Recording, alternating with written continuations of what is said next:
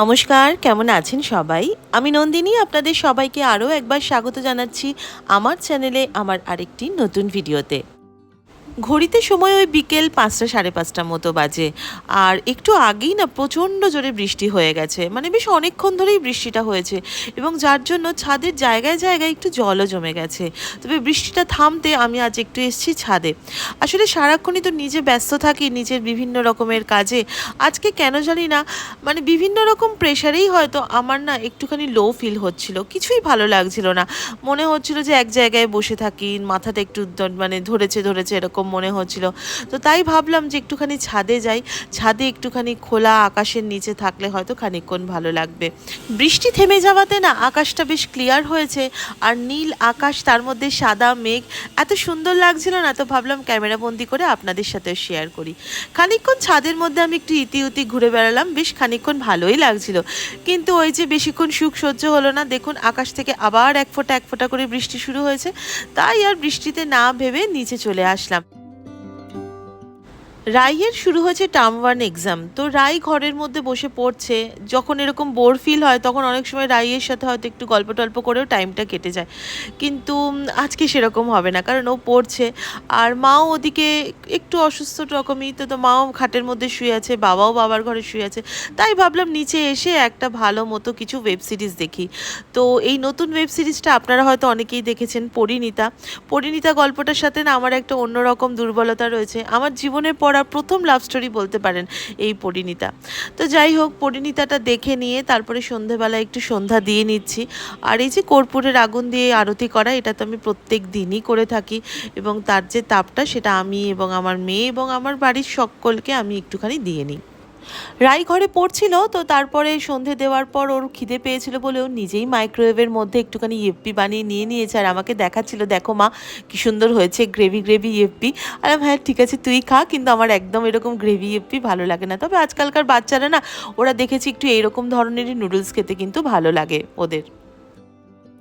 আর আজকে আমার সাথে একটা ভয়ঙ্কর ঘটনা ঘটেছে। ভয়ঙ্কর ঘটনা বলতে, আপনারা তো জানেন যে মা যেহেতু মানে নি রিপ্লেসমেন্ট হয়েছে, তো সেই জন্য মা যেহেতু বাথরুমটা ইউজ করছে, তো ডক্টর বলেই দিয়েছিলেন যে যেন এতটুকু জল না থাকে, যদি বাই চান্স পা স্লিপ টিপ হয়।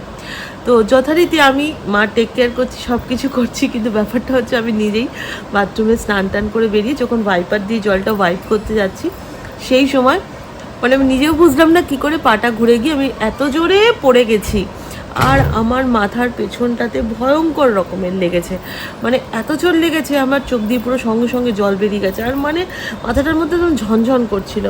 তারপর থেকেই দেখছি মাথাটা একটু ধরে আছে। তো তারপরে আমার মনে হলো যে না, যাই একটু ছাদে ঘুরে আসি, এসে একটু টিভি দেখলাম, তারপরেও দেখছি একটু মাথাটা ধরে আছে। এখন বুঝতে পারছি না যদি কিছু ভুলভাল হয়ে থাকে, কারণ আমি এই জিনিসগুলোকে ভীষণ ভয় পাই। তো যদি মাথা ধরাটা আজকে না ছাড়ে, তাহলে আমাকে নিশ্চয়ই কালকে ডক্টরের কাছে যেতে হবে। প্রে করবেন যাতে কিছু না হয়, কারণ এরকম অনেকেই পড়ে যায়, অনেকেই লাগে, কিন্তু মাথার যদি কিছু হয় তখন সেক্ষেত্রে একটু, আর আমি একটু না এই ইঞ্জেকশন, তারপর ট্রিটমেন্ট, এই জিনিসগুলোতে আমি ভীষণ, আমার একটা ফোবিয়া আছে। মানে আমি একটা জ্বর হলে একটা প্যারাসিটামল খেয়ে নেবো তাও ঠিক আছে, কিন্তু কিছুতেই ডাক্তারের কাছে আমি যেতে চাই না। থাকে না এক একজনের নেচার, আর আমি নেচারটা অ্যাকচুয়ালি আমার বাবার মতো পেয়েছি, আমার বাবাও এরকম ছিলেন। এনিওয়েজ, তো এখন একটুখানি মুড়ি টুড়ি খাই, আর তারপর একটু চাটা খাবো, তারপর আবার আপনাদের সাথে কথা বলছি। তারপর একটু মুড়ি শশা নিয়ে চলে এসেছি, আর চন্দনা দিয়ে ওদিকে একটুখানি চাও করবে, চাই খাবো। আর এখানে কতগুলো আমার একটু ডকুমেন্টস এসেছিলো বাই পোস্টে, তো সেগুলো তখন আমি একটু চেক করিনি, তো ভাবলাম যে এখন এই মুড়ি শশাটা খেতে খেতেই একটু ডকুমেন্টসগুলো আমি ভালোভাবে একটু চেক করে নিই। আর রাই এখানে একটু খাচ্ছে মিষ্টি। তো আমাকে বলছিল, মা তুমি কি একটু মিষ্টি খাবে? বললাম না, আমি মিষ্টি খাবো না। আর আমি মিষ্টি খেতে খুব পছন্দ করি, তো সেইটা উত্তরাধিকার সূত্রে রাইও পেয়েছে। আর আমার বাবাও খুব মিষ্টি খেতে ভালোবাসতেন।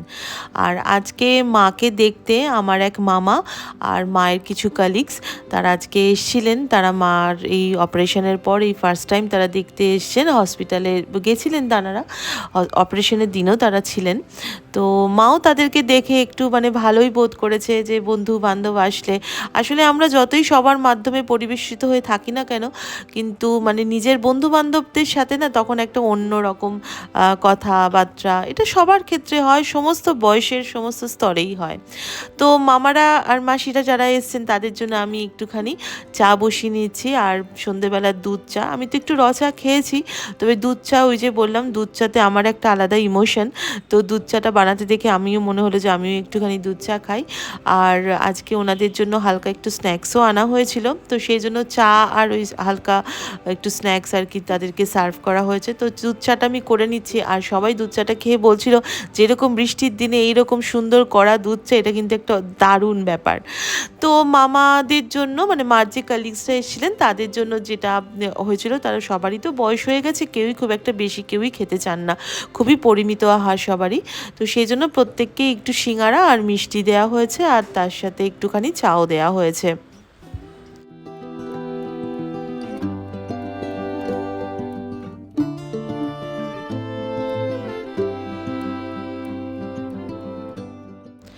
সবাইকে চাটা দেওয়া হয়ে গেছে, সবাই ঘরের ভেতরে বসে কথা বলছে, আর আমি রাইকে চাটা একটুখানি ঘরে দিতে গেলাম। আর বাচ্চাদের যে একটা অদ্ভুত মানসিকতা কাজ করে, মানে মা যদি চোখের আড়ালে বেশিক্ষণ থাকে তখনই তাদের মধ্যে একটা অন্যরকম ইনসিকিউরিটি কাজ করে, এটা আমি দেখেছি খেয়াল করে। রাইয়ের মধ্যেও এই জিনিসটা আছে, খানিকক্ষণ থেকে থেকেই বলে মা একটুখানি আদর করো। এই যে এই আদর করো ব্যাপারটা মানেই হচ্ছে মা একটু বেশিক্ষণ হয়তো চোখের আড়ালে রয়েছে। তো যাই হোক, রাইয়ের মতো আর আপনাদের সন্তানরা করে কিনা আমাকে একটু কমেন্টসে জানাবেন। তো আমি তো রাইকে সবসময় বলি যে তোর মতো এইরকম পাগলামি কেউ করে না, তো রাই বলে না সবাই করে। তো যাই হোক, আপনাদের যদি বাচ্চারা এরকম করে আমাকে কমেন্টস করে অবশ্যই জানাবেন। তো এদিকে মামা বাইরেই চাটা খাচ্ছে, আর আমি ওইখানে তাড়াতাড়ি চাটা খেয়ে নিলাম। আর এই যে দেখুন, আমার মা যথারীতি কিন্তু ওয়াকার নিয়ে যথেষ্ট ভালোভাবে হাঁটছে। অপারেশন হওয়ার আগে মনের মধ্যে অনেক রকম শঙ্কা কাজ করে যে এই বয়সে দুটো হাঁটু রিপ্লেসমেন্ট করলে আদৌ কি মা কখনো ভালোভাবে হাঁটতে পারবে, শরীরের কন্ডিশন কীরকম হবে। তবে না, সব কিছুই মোটামুটি ঠিক আছে। তো এই যে মা কিন্তু মোটামুটি হাঁটতে শুরু করে দিয়েছে। ফিজিওথেরাপি মার চলছে, আর যেরকম মানে যা যা আমাদেরকে ডক্টরের টিম থেকে যেরকমভাবে বলেছিল সেই রকমভাবেই মা মেনটেন করে চলছে। আর এখন কি তোমার হাঁটতে কষ্ট হচ্ছে? কষ্ট হচ্ছে না তো? উঠতে বসতে তোমার কষ্ট হয়? উঠতে বসতে কষ্ট হয় না, পাটা একটু টান। আসলে আরো বসে আছো তো, এখন তো অ্যাকচুয়ালি মানে চলাফেরাটা তো একটু রেস্ট্রিক্টেড, তো সেই জন্য একটুখানি মার হয়তো একটু শরীরটা, আর প্রচুর ওষুধ আছে, মানে নি রিপ্লেসমেন্টের যত না কষ্ট তার থেকে মা বলছে আমার বেশি কষ্ট হচ্ছে এতটা ওষুধ খাওয়া। কারণ মা কোনো কালেই খুব একটা বেশি ওষুধ খায় না, মা যদিও এই প্রফেশনেই ছিলেন সারা জীবন, কিন্তু কোনো দিনই খুব একটা ওষুধের ব্যাপারে মা একদমই নয়। তো মা সেটাই বলছে যে আমার ওটাই কষ্ট হচ্ছে, আদারওয়াইজ আমার আর কোনো কষ্ট নেই। তাহলে তুমি মা বলছো তো সবাইকে, তোমার বয়সী সবাইকে, যাতে তারা ভালোভাবে নি রিপ্লেসমেন্ট করেন। আমার মায়ের নি রিপ্লেসমেন্টের খবরটা শুনে আমার প্রচুর মানে বন্ধু বান্ধবী, তারা মানে যাদের সাথে খুব একটা অতটা যোগাযোগটা মানে একটু কমই ছিল, কারণ সবাই দূরে দূরে বাইরে থাকে, তো অনেকেই আমাকে মানে মেসেজ করেছে ফোনে, মানে ফোন করেছো বা মেসেজ করেছে যে কীরকম হলো, কাকিমা কেমন আছেন, বা এতে কোনো প্রবলেম আছে কি না। তো আমি সবাইকেই একটাই কথা বলতে চাইছি যে প্রবলেম আছে কি না, মোটামুটি আমার মা হচ্ছে এখানে আপনাদের সামনে দাঁড়িয়ে রয়েছে, তো খুব একটা কিছু প্রবলেম নেই। একটা নিয়ে রিপ্লেস করলেও মানে অনেকে বলেন যে কষ্ট হয় বা কিছু, আমার মা দুটো করিয়েছে। অ্যাকচুয়ালি টোটালটাই হচ্ছে ভালো ডক্টর, আর এখন মেডিকেল সায়েন্স প্রচুর উন্নত হয়ে গেছে, আর তার সাথে 0.01% হচ্ছে লাক, এটা হচ্ছে ব্যাপার। তো যাই হোক, সবাই প্রার্থনা করবেন আমার মা যেন আরো তাড়াতাড়ি সুস্থ হয়ে ওঠে, আর মোটামুটি হেঁটে যেন কেদারনাথ উঠতে পারে, তাই তো? এরপর হাজব্যান্ড অফিস থেকে চলে এসেছে, আর হাজব্যান্ড অফিস থেকে আসার সময় এনেছে সাবুর পাঁপড়। সাবুর পাঁপড়টা না আমাদের বাড়িতে বাচ্চা থেকে বুড়ো সবাই খুব ভালোবাসে, তো সেই জন্য সাবুর পাঁপড়টা একটুখানি ভেজে নিচ্ছি। আর সাবুর পাঁপড় কড়াই দিয়ে ভাজতে এত সুন্দর লাগে না, মানে দেওয়ার পরই পুরো একটা এরকম থার্মোকলের থালার মতো পুরো ফুলে বড় হয়ে যায়, দারুণ লাগে দেখতে। তো সাবুর পাঁপড়গুলো ভেজে নিলাম, আর তার সাথে একটুখানি মুড়িও মেখে দিলাম, তার সাথে চা। এই হচ্ছে সন্ধ্যেবেলার আমার হাজব্যান্ডের অফিস থেকে ফেরার পরে খাবার। সাবুর পাঁপড়টা যদি আমরা সবাই খেয়েছি, ও একা নয়। তো এই হচ্ছে সন্ধ্যাবেলার খাবার দাবার। আর আপনাদের একটা কথা বলি, আমি যেহেতু ভয়েস ওভারে ভিডিও করি, তো আপনারা অনেকেই না আমাকে প্রবাসে ঘরকন্যা দিদি মহুয়াদির সাথে অনেকেই বলেন যে আমি নাকি ওনাকে কপি করি। বিশ্বাস করুন, কপি করার কিছু ব্যাপারটাই নয়। ভয়েস ওভারে ভিডিও করলেই যে দিদিকে কপি করা হয় এরকম কখনোই নয়। দিদির প্রতি আমার প্রচণ্ড শ্রদ্ধা রয়েছেন, উনি এত বড় একজন বেঙ্গলি ব্লগার, তার সাথে আমার তুলনা আমি এর আগেও ভিডিওতে বলেছি কখনো করবেন না। তাতে আমার নিজেরই কেমন একটা লাগে যে আপনারা তার সাথে আমাকে তুলনা করছেন। এনিওয়েজ, আমি নিজেকে ছোট করছি না, কিন্তু তাহলেও। আর আরেকটা কথা হচ্ছে, অনেকেই বলেন এই মিউজিকটার কথা, আমি বারংবার আপনাদেরকে বলেছি, দেখুন আইফোন ইউজ করি, আইমুভির একটা মিউজিক রয়েছে ব্লু মাউন্টেন, সেটা ওনারও পছন্দ, হয়তো সেটা আমারও কোথাও না কোথাও খুব পছন্দ, এবং সবথেকে বড় কথা এতে কোনো কপিরাইট নেই। একটা যখন ভিডিও বানাচ্ছি কষ্ট করে, তাতে যদি কপিরাইট স্ট্রাইকের জন্য যদি আমার রেভিনিউটা নষ্ট হয়ে যায়, সেটা নিশ্চয়ই আমি চাইবো না। আশা করি আপনারা এটা বুঝতে পারছেন। আর দেখুন, বাংলা ভাষাটা এমনিতেই একটা, সারা ওয়ার্ল্ড এটা স্বীকার করেছে, বাংলা ভাষাটা একটা ভীষণ মিষ্টি ভাষা। আর এই মিষ্টি ভাষাটাকে যদি আরও কেউ একটু মিষ্টি করে কথা বলে তাহলে সেটা কিন্তু কেউ কাউকে কপি করা হয় না, সেটা কিন্তু তার নিজের ক্রেডিট, তার কৃতিত্ব, এটা নিয়েই মানুষ জন্মায়। চাইলেই কিন্তু কেউ ওরকমভাবে কথা বলতে পারে না।